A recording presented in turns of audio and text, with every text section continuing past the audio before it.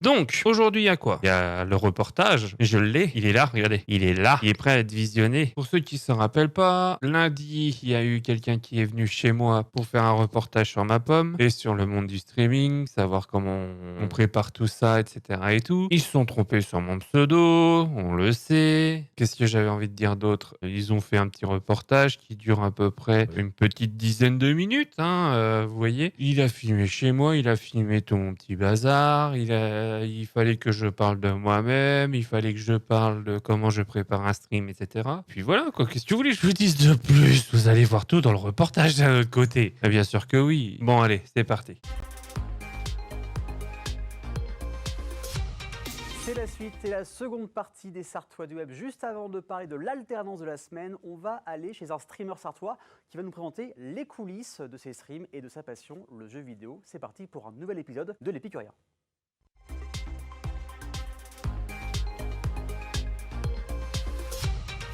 Salut les... Là, déjà, pour m'arrêter ici, cette intro, elle a été tournée, pas tout à la fin, après la première séquence. À la deuxième séquence, elle a été tournée, cette intro. Mais en fait, en gros, il m'a dit, ça serait bien que tu fasses un truc du genre, bonjour LMTV Sart, et tu te présentes après, et tu fais vraiment une bonne intro, quoi. Et il savait pas vraiment ce que je pouvais dire. Et donc, bah, moi, je lui ai fait une intro, comme j'ai l'habitude de le faire, etc. et tout. J'ai fait une intro à ma manière, quoi.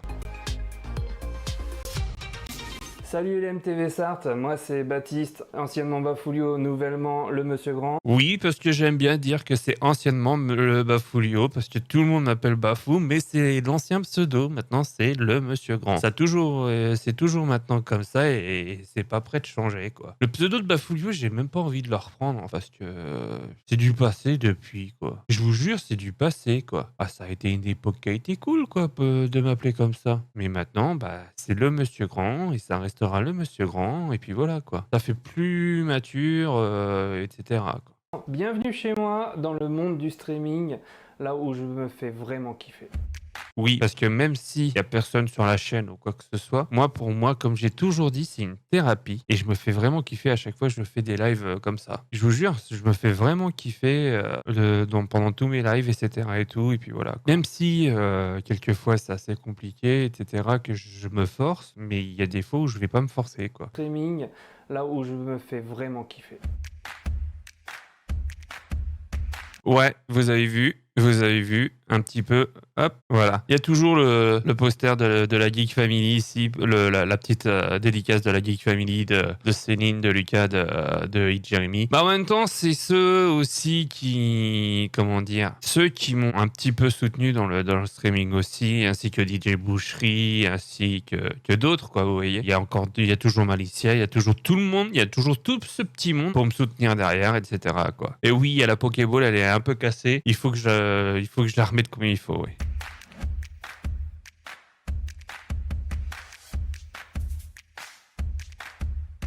Alors oui, pourquoi il y a un truc de Zelda Tears of the Kingdom qui est affiché là? En fait, ils voulaient montrer un jeu vidéo et bah le premier dont la boîte est toujours ici, je crois. Voilà, la boîte elle est toujours là, hein, Zelda Tears of the Kingdom. Ils voulaient que d'avoir une image d'une boîte, et bah la boîte elle est là, elle l'a pris, il a fait ça et puis voilà.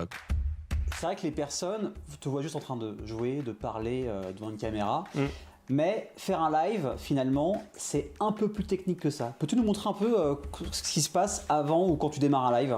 Bah souvent en fait en gros comme la journée je code beaucoup de musique, je prépare les musiques que je vais diffuser vraiment au début du stream, pendant le temps de pause. Après j'ai le générique et après c'est toujours après derrière du lo-fi de Nintendo que je diffuse et après voilà Alors à ce moment-là, je m'en rappelle, je lui avais dit générique dont j'ai un pote à qui j'ai filé un petit billet et il a fait le générique. Je parlais de Hypno. The Hypno qui franchement est très très bon, c'est lui qui a fait le générique et que j'aime ce générique en tout cas. C'est inspiré d'un truc et je lui ai dit je veux ça. Il s'en est inspiré, il l'a fait à sa façon. Il a vraiment trop trop bien géré ce générique. Moi, je l'ai écouté du début et même encore maintenant, je le kiffe, quoi, vous voyez. Franchement, il est très très bon, Hypno. Si vous avez la possibilité et si vous souhaitez vous faire un générique pour une chaîne YouTube, pour une émission, pour une intro de stream, pour ce que vous voulez, et ben franchement, vous demandez à The Hypno parce que ce mec est très très bon en création de musique, etc. Allez voir son Twitter ou son Snap parce qu'en ce moment, il fait des vidéos très cool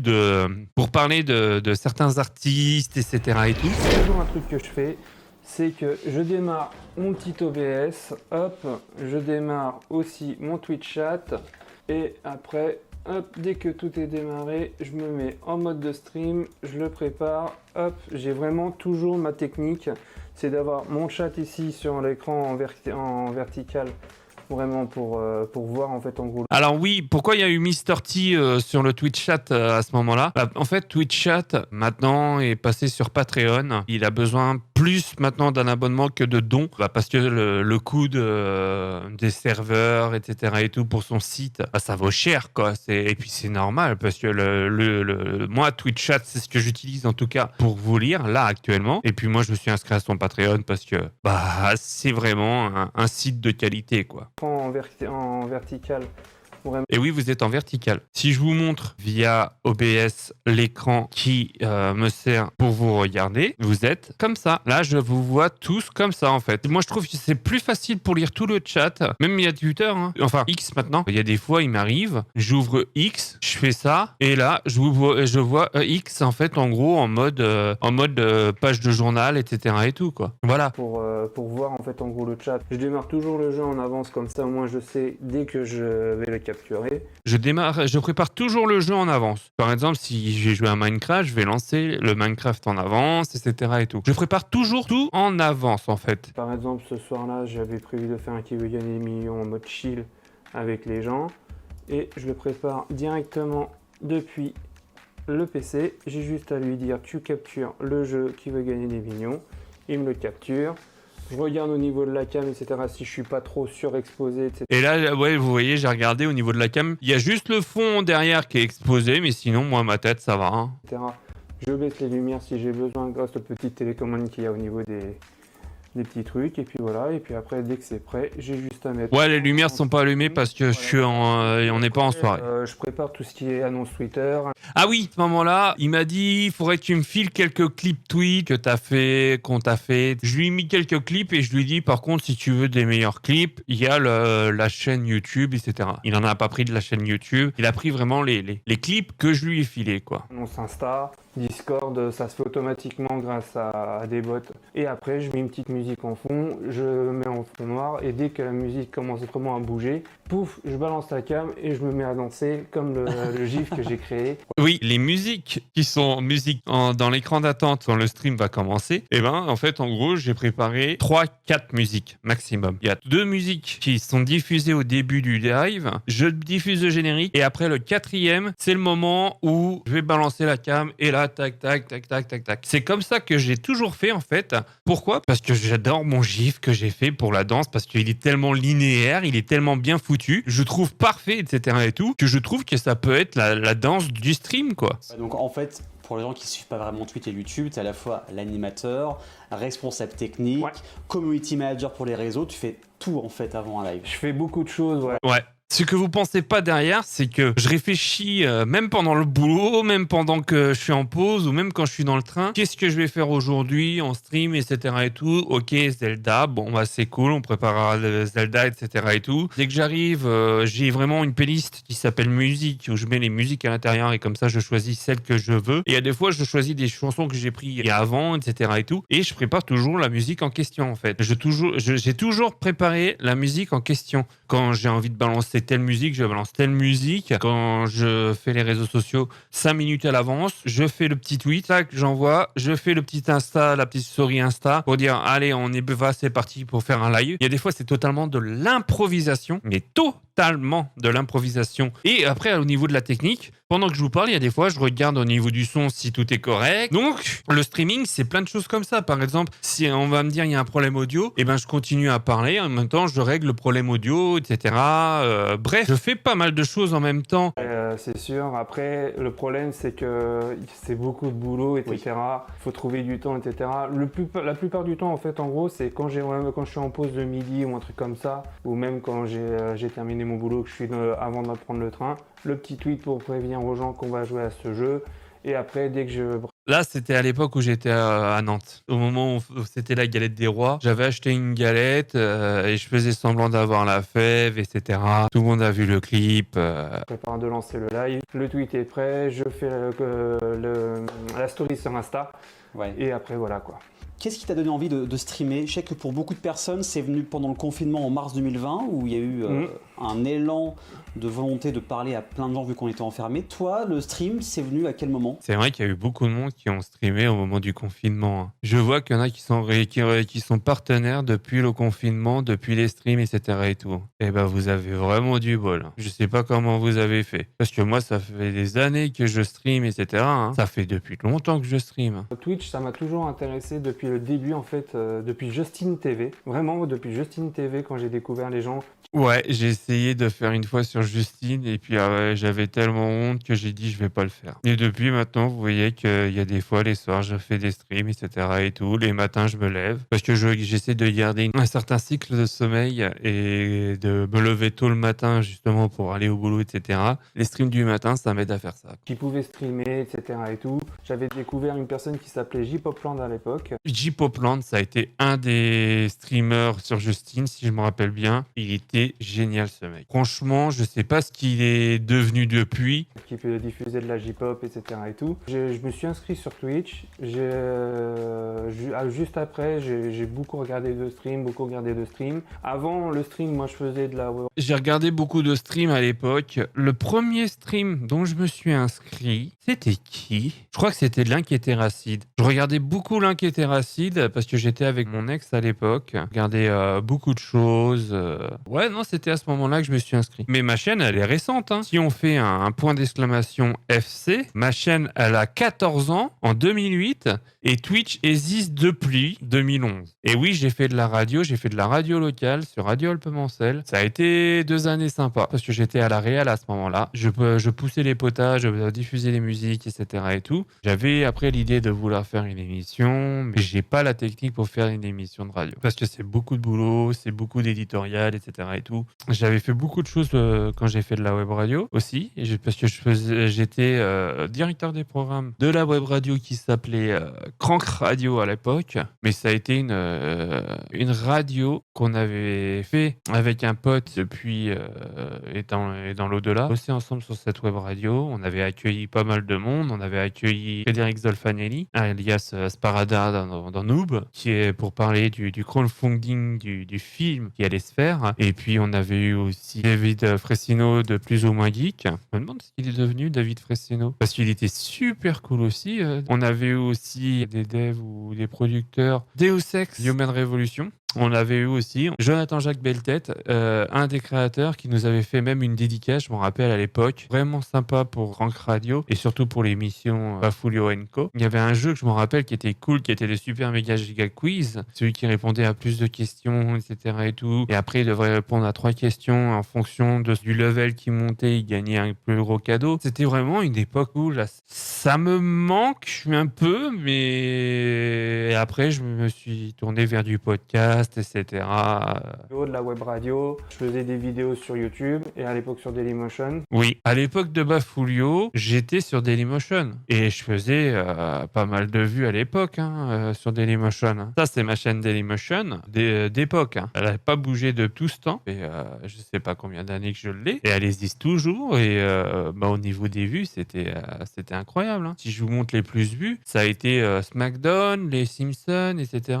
Les interviews de Julien Chaise de Gameblog. Et je suis un ancien de Dailymotion, on va dire même. Peu après Twitch, en fait. Je suis un ancien de Dailymotion. Pourquoi? Parce qu'en même temps, j'avais les vidéos qui tournaient avec le Hooper, le Mr. Cool et tout ça. Même le Jerry Storm. Et ouais, j'avais un certain moment où j'arrivais à faire quelque chose de bien. En fait, en gros, c'est le fait que ça soit en direct et j'ai lancé ça au moment où, en fait, en gros, j'étais en recherche de boulot, etc. Ouais. J'ai dit, vas-y, je lance et on va voir ce que ça donne. donne. Il y a des fois où j'ai des moments de pause, où je vais pas streamer pendant des mois et des mois parce qu'il y a des fois où tu as besoin de souffler, quoi. Pourquoi il y a des fois je live pas? Parce que soit il m'arrive une connerie et je peux pas vraiment streamer ou quoi que ce soit, parce que voilà, je peux pas aller chez mes parents et aller streamer non plus, quoi, tu vois. Il y a des fois où je vais pas streamer pendant des mois. Pourquoi? Parce que j'ai pas envie ou parce que j'ai besoin de me ressourcer, j'ai besoin de souffler ou il m'arrive une couille, quoi. Mais pas très grave non plus, rassurez-vous. Juste qu'il y a des fois, ça fait du bien de souffler. Bien sûr, c'est l'énergie quand même de streamer. Hein. C'est beaucoup d'énergie et puis tu utilises du moins de temps que tu utilises à toi-même pour les autres, etc. Et moi, c'est toujours ce que j'ai aimé d'un autre côté, c'est animer, c'est de faire la vaisselle, c'est de jouer aux jeux vidéo. Mal le plus souvent, mais m'éclater en tout cas, quoi. Oui, je joue mal aux jeux vidéo et je l'assume. Mais au moins, je prends un plaisir d'y jouer et de vous faire des lives, etc. et tout. Même s'il y a personne pendant mes lives ou quoi que ce soit, au moins, je me fais kiffer.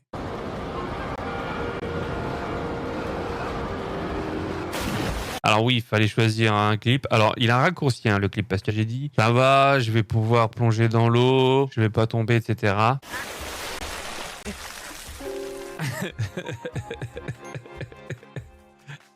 Un peu trop près de la berne. Vraiment trop près de la berne même.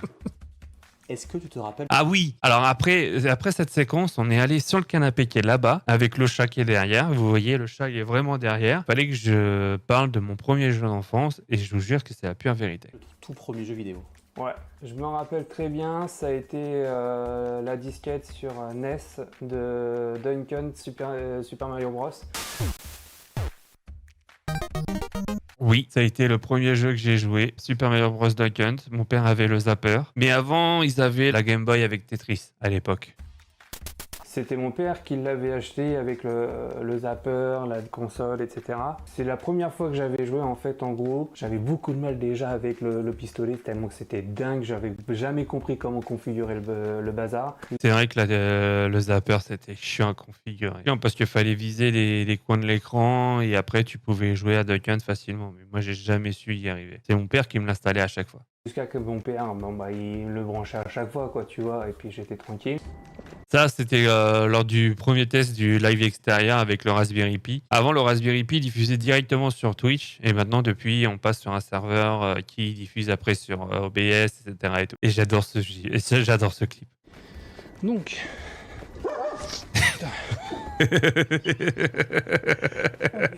Il me ferait trop rire ce clip. Parce que je me rappelle très bien. Pour vous expliquer les coulisses, c'est que je devais rentrer chez quelqu'un qui m'hébergeait juste un soir sur Le Mans. Je me suis dit, je vais lancer un test du Raspberry Pi à ce moment-là. Et je rentrais à pied tranquillement. Et lorsque j'arrivais à peu près à 4-5 pâtés de maison de chez lui, fin du live, je coupais et j'allais directement chez lui, quoi, tu vois. Le chien, il m'avait vraiment fait flipper, quoi. Très bon moment. Ton top 3 de jeux vidéo, vraiment tes jeux vidéo préférés de tous les temps. En premier lieu, déjà, c'est les God of War. God of War, ça restera un de mes jeux de coup de cœur.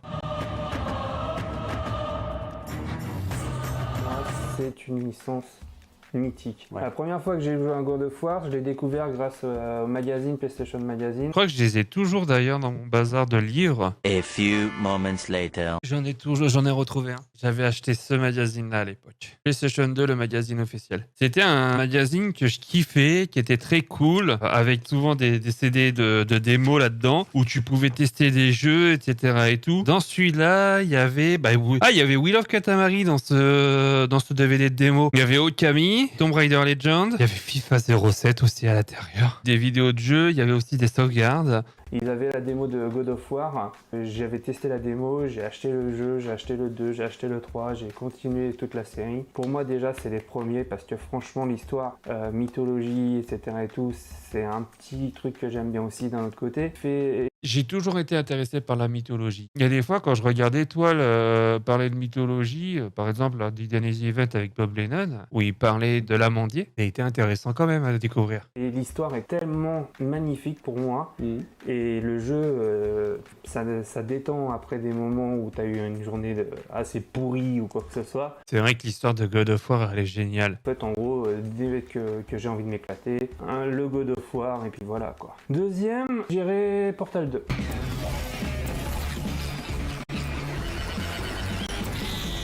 Portal 2 parce que j'avais joué au premier en fait, en gros, j'avais découvert Portal 1 et le 2 en fait, en gros, je l'attendais vraiment au moment de sa sortie, je l'ai préacheté, j'ai découvert une histoire parce qu'en fait le premier c'était un test et le deuxième il y avait une histoire derrière qui était vachement folle, incroyable. Franchement, ça a été un vrai bon coup de cœur aussi d'un autre côté, quoi. Alors, il a pas tout mis, mais j'expliquais qu'en fait, en gros, le premier était vraiment un mode, hein, parce que le premier Portal était vraiment un mode, un jeu de test du code source d'Half-Life. Moi, le premier Portal m'avait intéressé, et quand j'ai vu qu'il sortait Portal 2, j'étais tellement heureux, et je me suis dit, mais je veux me le faire, et je me l'étais préacheté, je l'avais téléchargé pendant que j'étais au taf, je rentrais du taf, je jouais à Portal jusqu'à pas d'heure, j'étais en retard le lendemain, et au moins je me faisais kiffer sur Portal 2. Portal 2 a une histoire incroyable aussi derrière.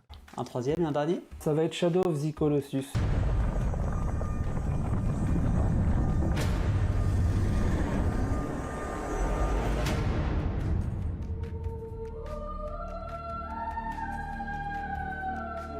Parce que je l'ai découvert aussi grâce à PlayStation Magazine dans une démo. Et en fait, en gros, j'avais bien aimé l'histoire d'un homme qui veut réveiller sa femme de la mort en chassant 12 colosses. Et en fait, en gros, à chaque fois vers les colosses, les trouver avec une petite énigme, etc. Et franchement, c'est le jeu que j'avais vraiment kiffé. Et à chaque fois qu'il ressort un remake, à chaque fois, c'est un pur plaisir de revoir avec un peu de nouveauté graphique, quoi. Pour parler de Shadow of the Colossus, ça a été un des jeux, donc, comme je l'ai dit, que j'ai découvert grâce à PlayStation Magazine. Quand j'ai joué à Shadow of the Colossus, j'ai été époustouflé déjà par la démo. Et quand j'ai joué après sur PS2, le nombre d'heures que j'ai perdu dessus, mais ça a été des bonnes heures de perdu. Parce que c'était tellement cool au niveau de l'histoire, au niveau du jeu, au niveau du gameplay, etc. Pour moi, c'est une des licences mythiques de PlayStation. Après, j'ai moins été... quand j'ai vu les autres jeux de la trilogie, parce que ça appartient à une trilogie, hein, vraiment, il y avait The Last Guardian et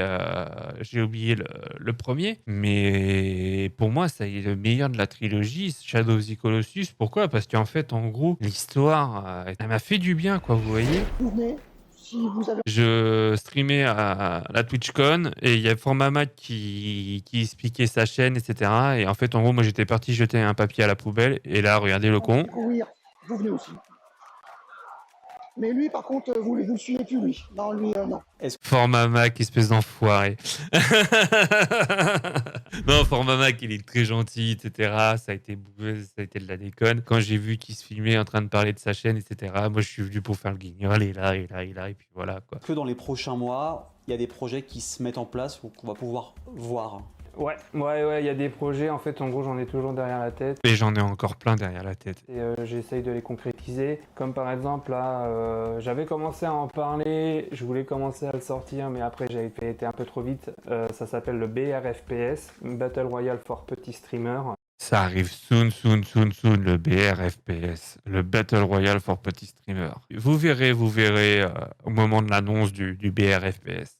C'est à chaque fois sur un jeu PUBG, Fall Guys, où on peut jouer à plusieurs. Je vais inviter en fait plein de petits streamers pour en fait en gros être tous ensemble et montrer que les petits streamers peuvent vraiment faire un gros tournoi. Petite émission que je fais qui est Twitch friendly qui s'appelle le Sound Quiz. Qui arrive très bientôt aussi. Il est prêt, c'est juste qu'il faut que je trouve des invités. En fait en gros un blind test mais de bruit en fait. Ça peut être le bruit d'un motoculteur qu'il faut découvrir. Où il y a des fois c'est des musiques, mais des musiques à l'envers, des musiques avec de l'eau dans la bouche, des musiques avec à la bouche tout court. D'accord. Ou après il y a le micro-bruitage où là je mets 6 sons comme ça direct, sans mixage ou quoi que ce soit, et il faut trouver les 6 sons, quoi. On prévoit de ressortir un podcast qu'on avait ressorti il y a bien longtemps. Another World, ça arrive aussi soon, on est en train de préparer le générique, on n'a pas encore fait. Avec tous les potes qui étaient derrière, on repart à refaire un podcast. Donc une année plutôt bien remplie. En fait, en gros, je ne peux pas rester que faire du jeu vidéo Bien sur sûr, Twitch. il y a le plus en fait, c'est vraiment, il y a plein de projets qui t'animent. C'est ça, en fait, en gros, Twitch, en fait, pour moi, tu n'es pas obligé de tout le temps faire du jeu vidéo, tu peux faire du caritatif, tu peux faire des petites émissions, des tournois, etc. Et c'est ça que je kiffe, c'est faire toujours ce genre de choses. Alors, où est-ce que les gens peuvent te suivre sur Internet ? Il y a plein de trucs. Il y a YouTube où vous cherchez le Monsieur Grand, donc le MR Grand. Il y a aussi sur Twitch même adresse. Sur Twitter, enfin maintenant X, la même chose. Instagram, la même chose. Il y a aussi l'autre Instagram où je fais des photos qui sont les photos de Monsieur Grand. Il y a aussi le Discord, il y a aussi le Twitch. Il y a plein de trucs pour me contacter si vous voulez créer des trucs, etc. Et puis voilà quoi. En tout cas, merci beaucoup de nous avoir accueillis ici dans ton univers. Merci infiniment. Mais c'est normal. Et puis merci en tout cas toi d'être venu en tout cas chez moi et voir à peu près ce que j'aime, c'est vraiment le stream et le partage avec les autres. Et voilà. Voilà, si vous voulez vraiment ne pas manquer tous les streams, etc. et tout, je vous invite vraiment, mais vraiment à suivre les réseaux sociaux. Donc, si vous voulez voir le reportage que j'ai réact là, je vous laisse le lien vers la chaîne YouTube des Sartois du Web. Allez voir la chaîne de LMTV Sarthe. Allez voir la chaîne YouTube sur le reportage qu'il y a eu sur ma gueule. Mais non, franchement, moi, ça a été un très bon moment. Je trouve que le reportage, il est propre. Il y a eu un respect derrière. Et puis voilà, quoi. Et ça fait plaisir, en tout cas, d'avoir vu ce reportage derrière, quoi.